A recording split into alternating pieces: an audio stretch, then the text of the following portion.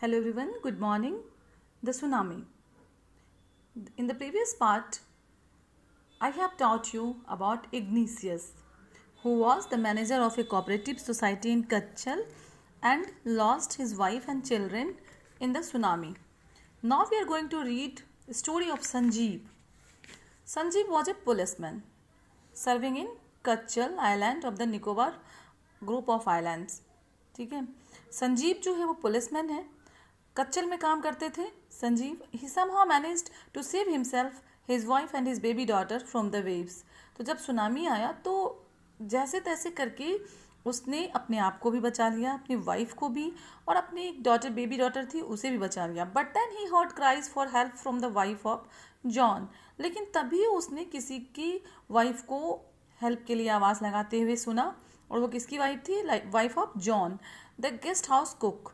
John was the guest house cook and his wife actually cried for help. And when Sanjeev heard her cries, Sanjeev went to help her. Sanjeev jumped into the water to rescue her, but they were both swept away.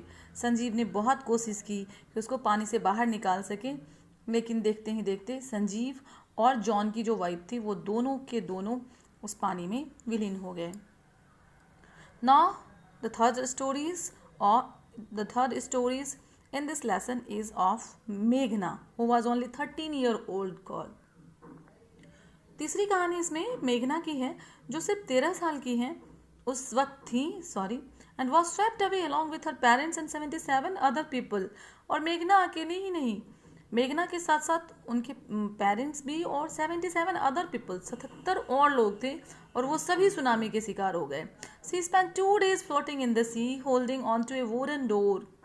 उसने क्या किया, 2 दिन तक सी पे में वो float करती रही, बहती रही.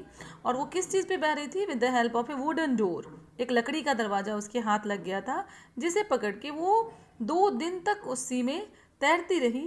11 times सी सॉ रिलीफ हेलीकॉप्टर्स ओवरहेड. और उसने अपने सर के ऊपर से कम 11 बार रिलीफ हेलीकॉप्टर को उड़ते हुए देखा.